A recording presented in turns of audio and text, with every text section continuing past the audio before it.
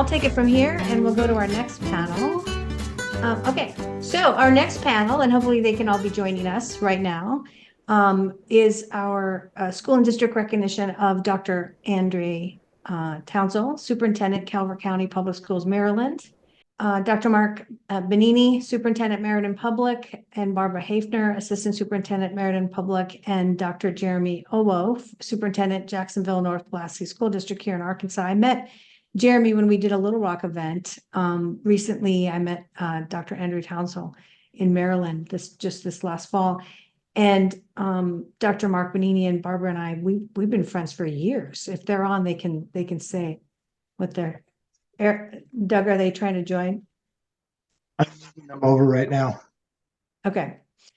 Okay, so let me just have them introduce themselves, and then I'm going to introduce their certificates for what the awards actually say of them, and then we can start our overall discussion. What I'm interested to hear is really what they're thinking is also on what we talked about earlier, if they happen to be on, or if they weren't on, then we'll just remind them a little bit.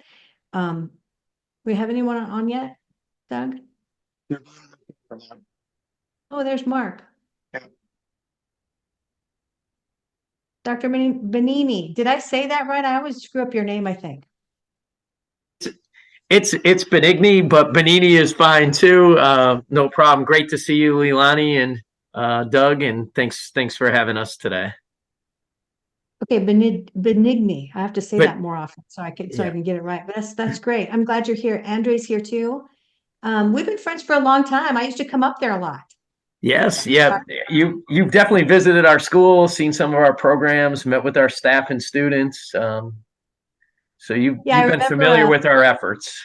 Yes, it's awesome efforts. I think last time I was there, some students showed us a project of bridge building, which was amazing. They had little bridges to show how they did their project-based learning, which was awesome.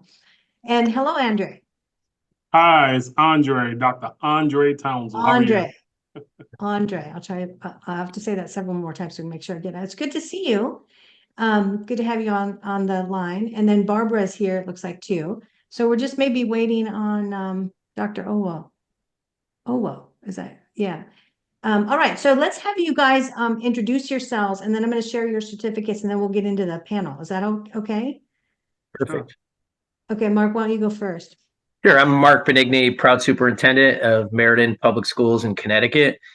We're about 2 hours from New York City, 2 hours from Boston, smack dab in the middle of the state of Connecticut. This is year 14 for me in Meriden, and really excited about the work. And I think what makes this job so exciting is that every year is a new challenge and a different opportunity as well. And we have terrific students, supportive families, and I have a great team. And I know Barbara is with us today, and she can obviously speak on the work better than I can. So, Barbara, you want to go next? Sure, I'll jump in. I'm Barbara Haeffner. I'm one of the assistant superintendents here in Meriden Public Schools. I have also been here for 14 years, so we have longevity on our central office team. And I'm really proud of the work of our students and our teachers as we've gone through our digital transformation these past 14 years. Mark will always share when we first started, it was literally a handful of devices in the district. Now we're one-to-one with digital content, always looking forward to the next new thing, whether it's coding in our Genius Labs or the role of AI, which you mentioned earlier. Good. Yeah, I know you guys' work. It's really great. Okay, so Dr. Townsel. Hello, Dr. Andraé Townsel here, Superintendent of Calvert County Public Schools in Maryland. I'm in my second year here. I'm also the president-elect of the Public School Superintendents Association of Maryland. So actually right now we're going through a strategic planning process, and a lot of conversation that comes up through that process is discussion about artificial intelligence and whether it should be utilized in schools or not. So I'm happy to be a part of the conversation. Good. Well, thank you. I don't know if Jeremy's going to be able to join us. Maybe he went missing. So if he joins, we'll bring him in as well. But let's start with our first question for you guys. What are you, well, I think you mostly answered it, but I'm going to give you a chance to answer it a little bit more exhaustively. What are you most proud of? Mark, you want to go first? And I should share your slide too.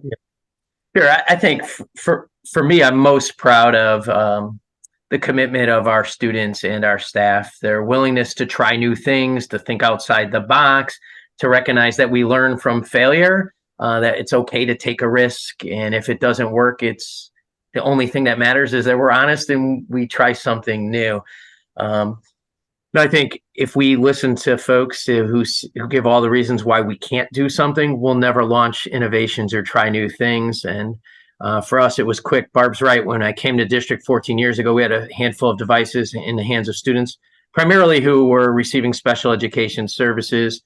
We quickly went to one-to-one, despite everyone giving us the reasons why not, everyone questioning which device. For us, it was always less about what device and more about connectivity. And then it was about access. Then it was about single sign-on. Then it was about digital content partners and that we can't use everything and we can't say yes to everything. And how do we move forward?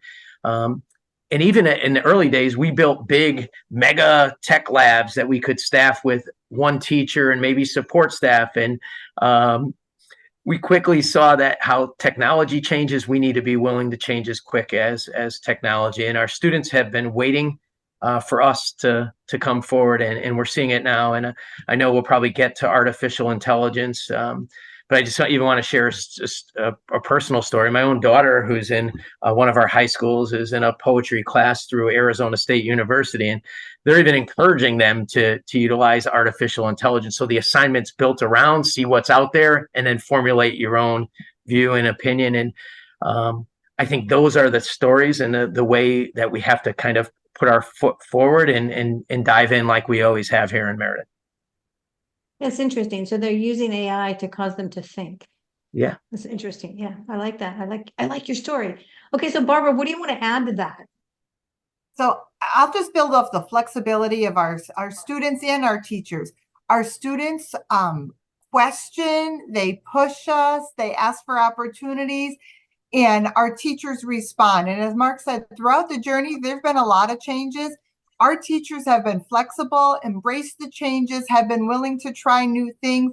And if we didn't have that type of relationship or culture in our district, we would not be where we are today. It's truly been a team effort, learning from each other, and saying, okay, how can we move forward for the best interest of our students? So we're very fortunate in that respect. Yeah, that's a huge thing because you developed a camaraderie and a let's all go together kind of an attitude, which is, yeah, that's a fine attitude. Well, you can see why we have to boil down everything we know about a district when we put it on the certificate.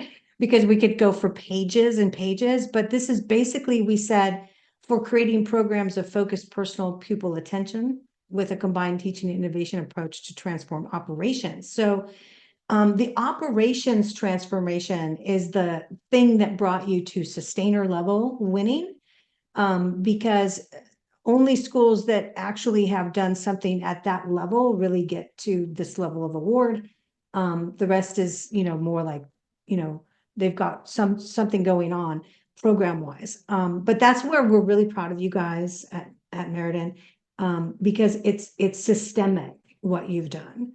And that does require all the people to get involved. Okay, well, thank you. Well, let me go to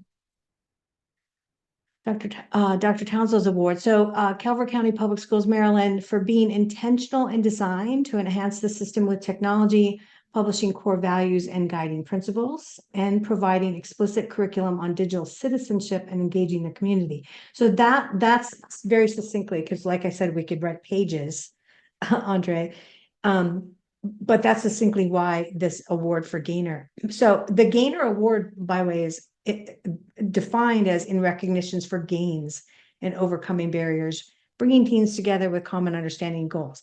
But what it comes down to that I would hope you would comment on is, and what you're proudest of, is the publishing your core values and guiding principles point, because that's a leadership example that I think has really stood out for us. So Andraé, you want to comment? Absolutely. So one thing that I've learned in my leadership journey is that you must tell your story unless somebody else, or otherwise somebody else will tell the story for you. So with regards to sharing our core values as a leadership team, if you pay close attention to my personal blog on social media, we often say set the bar, meet the bar, exceed the bar, and raise the bar. So seeing the term gainer is definitely fitting for Calvert County Public Schools because our young people and educators, our student engagement and supports that we have put in place have really leveled us up with regards to academic achievement. So for example, we have the highest ELA scores in the state of Maryland across all grade levels. We're a top 5 school district in the state of Maryland. Our young people are achieving at levels almost approaching higher than where they were pre-pandemic. So the engagement, having that core value of leadership, telling our team where we're going and actually getting down in the dirt with them and leading them there and working alongside great educators and administrators. That's what we're most proud about is the return on investment of all the grind, of all the hard work, everything that went into the unprecedented time of going through a pandemic and ultimately emerging from it, and then still seeing the gains, closing that learning loss gap amongst all of our student groups. So we're going to continue to move that direction. As a matter of fact, but we do expect to have a strategic plan, a brand new strategic plan approved by our Board of Education before the close of this year. Okay, cool. Well, thank you for that. I'm going to go to my next question for all three of you. And this time I'll start with you, Andraé, just to reverse the flow here a little bit. What are your priorities for the future? I think our priorities for the future, so we have something in our district called Future Ready. So every young person in our community have their own electronic device.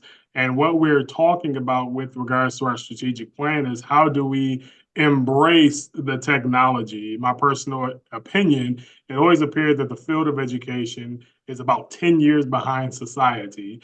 Specifically, I remember when I was in high school, we couldn't use calculators, and you better not get caught with a scientific calculator. It was against the rules.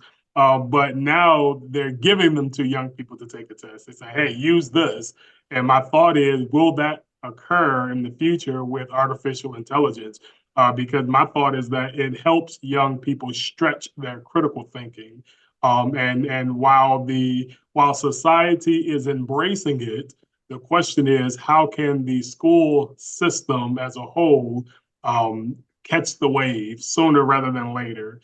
Oftentimes when I hear people talk about young people and banning cell phones, believe it or not, that's still a talk. The question is, no one is anywhere without their cell phone. So how do you add that to the system that you already have? And then my thought is teach etiquette on how to use it. So when you talk about future of artificial intelligence, the question is, how do you utilize it ethically? And what is the appropriate etiquette and protocol and procedures in place to utilize the instrument to further or expand your critical thinking? I agree with you on that. And I think that needs to be a whole thing, right? I know you focus on a bit on the whole digital citizenship, but that's a big thing.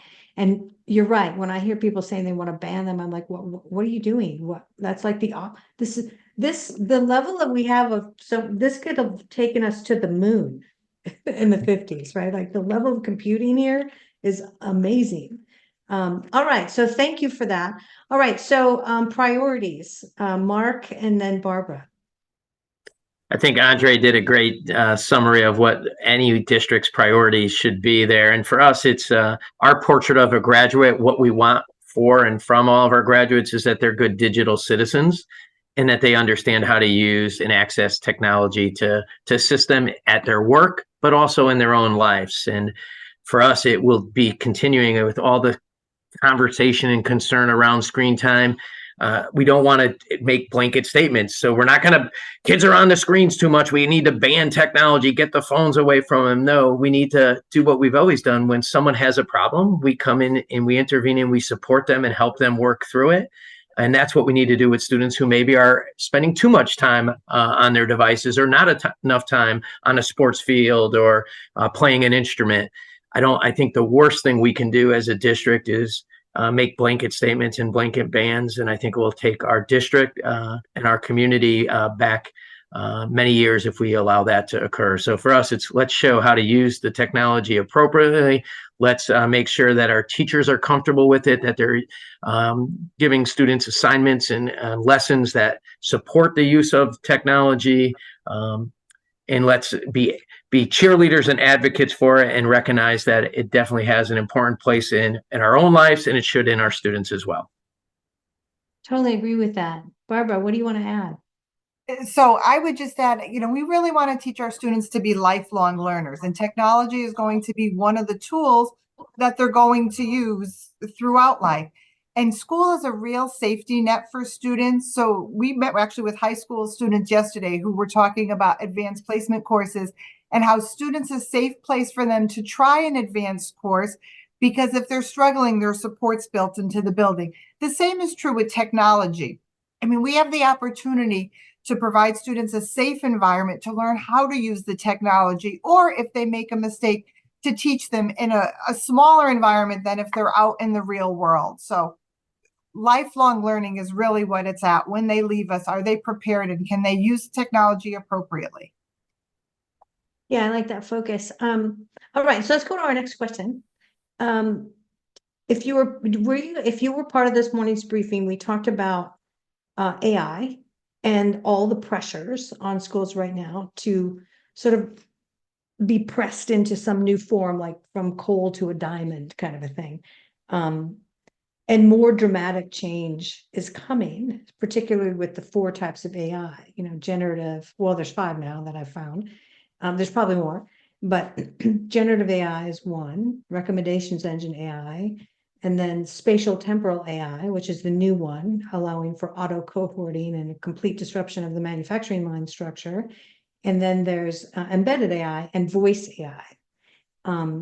So there's a lot coming at schools and districts. So what are your thoughts on structure and the form of schooling, and what are you sort of getting pulled into? What do you want to comment? Mark, I'm going to have you go first. So I definitely think the discussion is out there, the tools are out there. I think what I don't want to get pulled into, again, is taking a strong stand. We're going to ban AI and Chat GPT and all these. We've been using Alexa and other tools for many, many years. They serve us all value. That may be quicker than turning on your TV to find out what the weather is going to be that day. So we need to look at what AI can do to improve our students' experience in our schools, just as we look at what AI can do to improve our own lives. And I think when we do that, there will be opportunities for us to seize that will do what we know education is all about, which is engaging students, getting them to collaborate with one another, getting them to take strong stands on important issues, having them have the ability to express themselves, whether that's verbally or whether it's in writing. And I think these AI tools are coming together in a way that can be very supportive of that process. Okay. All right, Andre, I'm going to have you go next and then go to Barbara.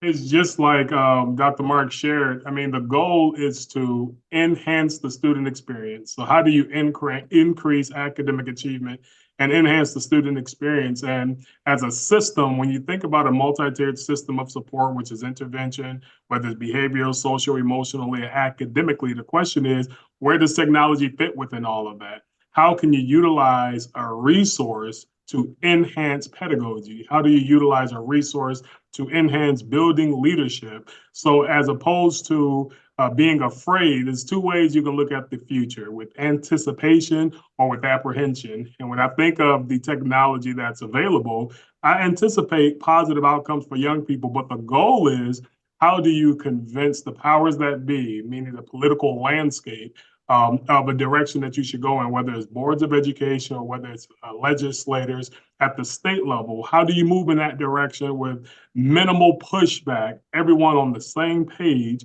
and discussing, hey, let's add this to the recipe for achieving or for teaching, and see how it works? Because again, I go back to the scientific calculators.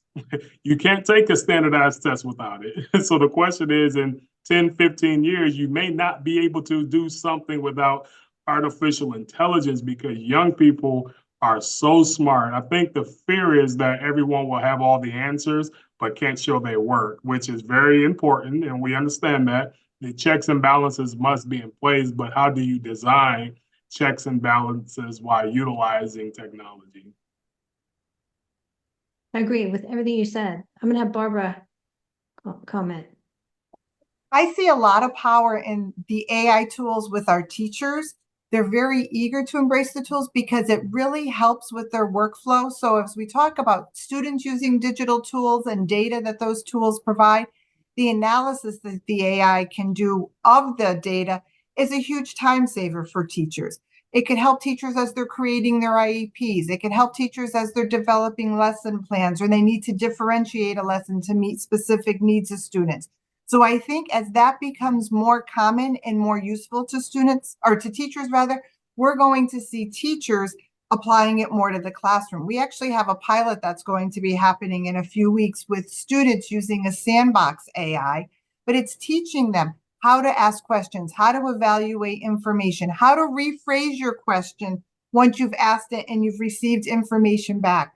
So it's opening up a whole new realm of possibilities, and I'll be really curious next year at this time what we're talking about in relationship to AI, because it's just moving so quickly and can really have a positive impact on the work that teachers and students are doing.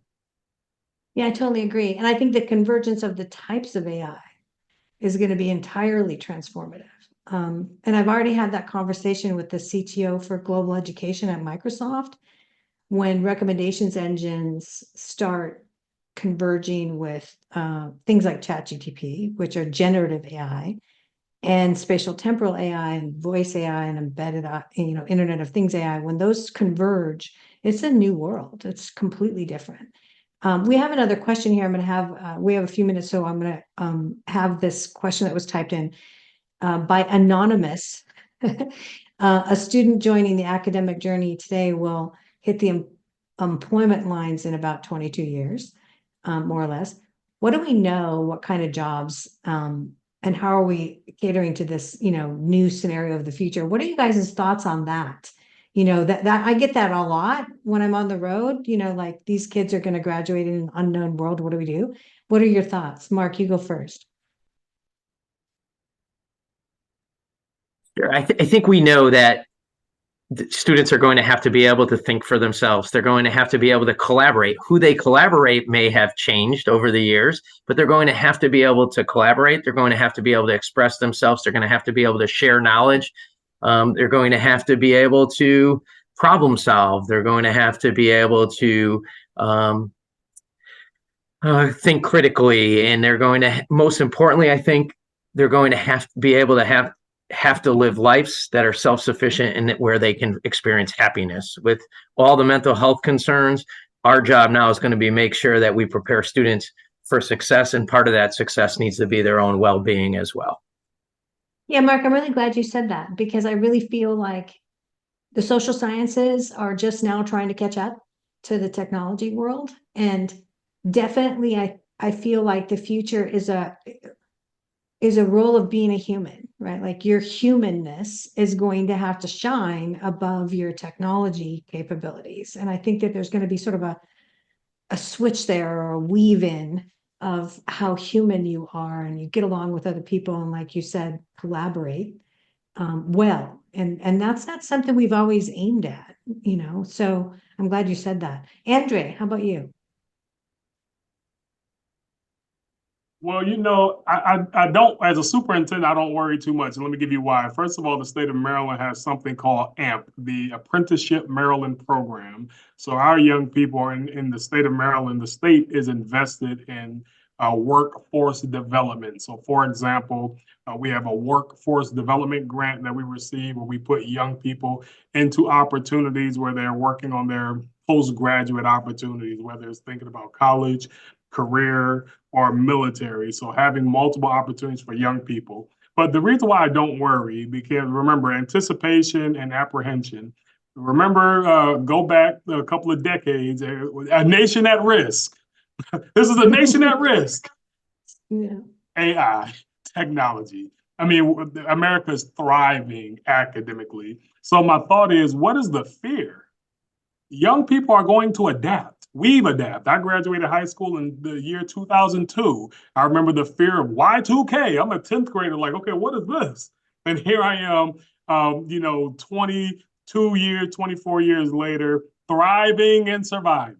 You understand? So I adapted to the times. I adapted to society. And our young people will do exactly the same. So I don't worry about, oh man, the future. I'm so excited about the future. I don't know what to do, because young people and people in general are as smart as they've ever been. I mean, everyone has artificial. We've been saying, hey, Siri for the last decade. You understand? So this is not new information. It's just evolving.